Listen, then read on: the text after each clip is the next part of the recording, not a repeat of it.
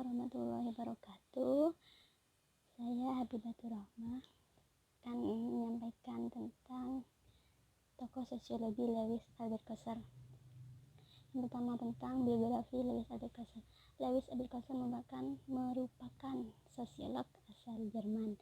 Ia lahir di Berlin, Jerman pada tanggal 27 November tahun 1913. Lewis Althusser merupakan keturunan Yahudi berjuis.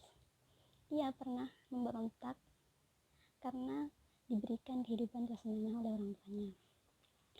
Pada saat Jerman dikuasai oleh Hitler, Lewis kemudian melarikan diri ke Prancis. Ia kemudian bergabung dengan gerakan sosialis di sana. Lewis pada tahun 1936 menjadi ahli statistik di perusahaan broker di Amerika. Lewis sendiri mulai bergelut pada bidang sosiologi itu di Universitas Brandeis. Tahun 1975 ia menjadi presiden American Sociology Association. Karyanya yang terkenal yaitu The Function of Social Conflict, yang merupakan karya disertasi doktoralnya. Lewis meninggal pada usia 89 tahun pada tanggal 23 Juli tahun 2003 di Cambridge. Selanjutnya tentang pemikiran Lewis Althusser.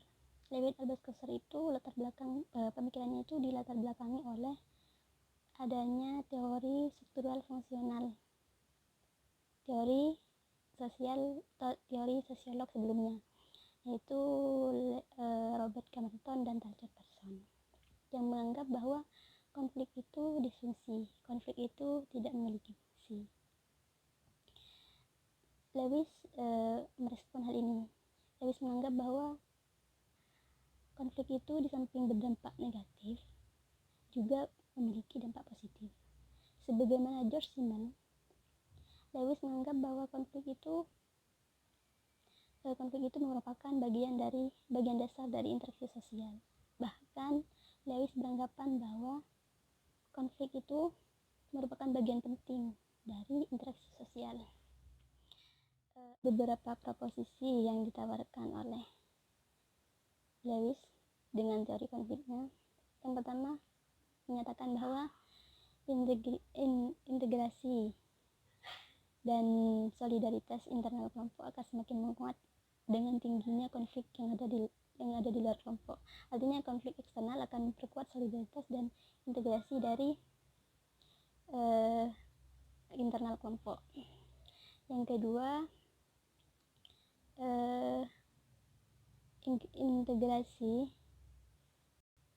antara kelompok yang terlibat konflik akan memperkuat batas dengan kelompok lainnya dalam satu lingkungan itu yang memungkinkan untuk bermusuhan atau yang sudah bermusuhan. Jadi ada kelompok yang terlibat, dua kelompok yang terlibat konflik, maka akan memperkuat batas antara dua kelompok itu dengan kelompok lainnya di luar kelompok yang konflik tersebut. Yang ketiga, dengan konflik maka akan semakin berkurang toleransi terhadap adanya penyimpangan. Konsensus akan semakin menguat dan konformitas akan semakin menguat juga. Jadi konflik itu, dengan adanya konflik, toleransi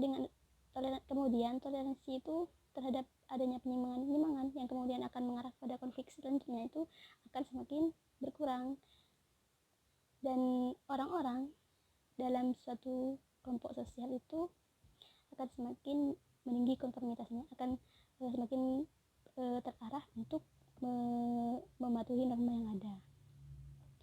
Yang selanjutnya, dengan konflik, Lewis menyatakan bahwa pelaku penyimpangan akan semakin kuat untuk diawasi. terkait sebab-sebab konflik.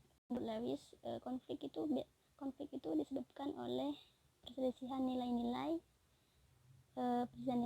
tuntutan akan kekuasaan, status, serta kekayaan yang tak tercukupi. Ada dua konflik menurut Lewis Kasar. Yang pertama, realistis dan non realistis. Yang realistis yaitu konflik yang merupakan konflik yang disebabkan oleh kekecewaan serta tuntutan yang mana dapat menguntungkan anggota-anggotanya. Contohnya yaitu tuntutan buruh untuk kenaikan gaji. Yang kedua, non realistis. Konflik non realistis itu bertujuan meredakan ketegangan yang dilakukan oleh salah satu pihak. Misalkan seseorang yang tidak mampu untuk melawan musuh, ia kemudian menjadikan orang lain sebagai pengkambing hitaman untuk melawan musuhnya. Dalam teorinya ini, Lewis menawarkan juga tentang katup pengaman untuk meredakan konflik. Ada dua hal dalam hal ini katup pengaman yang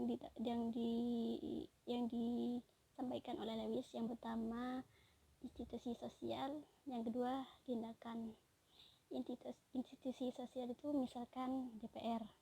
Ketika ada sistem pemerintahan yang dianggap tidak sesuai dan menuai konflik, maka DPR menjadi tempat aspirasi dari masyarakat.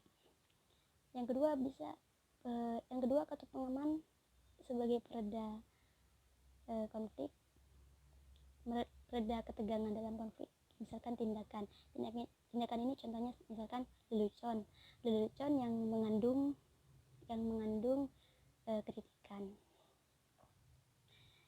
Terakhir, terkait kontekstualisasi teori konflik Lewis di masa sekarang, saya ambil contoh konflik Omnibus Law, undang-undang omnibus kemarin, yang mana dianggap merugikan buruh. Nah, ketika undang-undang itu dianggap bermasalah, maka banyak kelompok-kelompok organisasi yang kemudian berdemonstrasi menuntut agar undang-undang itu dicabut. Di sini kita bisa lihat bahwa dengan konflik undang-undang ini, masing-masing kelompok itu pasti melakukan banyak pertemuan, berdiskusi, menyusun strategi itu bersama-sama, sehingga semakin kuat solidaritas di antara mereka. Integrasi juga semakin kuat karena mereka saling bertemu, bekerja sama, berpikir bersama, berdiskusi bersama untuk bagaimana tuntutan terhadap undang-undang ini bisa dipenuhi. Jadi kurang lebih seperti itu terkait teori konflik Lewis Albert Kasar. Kurang lebihnya mohon maaf. Sekian, assalamualaikum warahmatullahi wabarakatuh.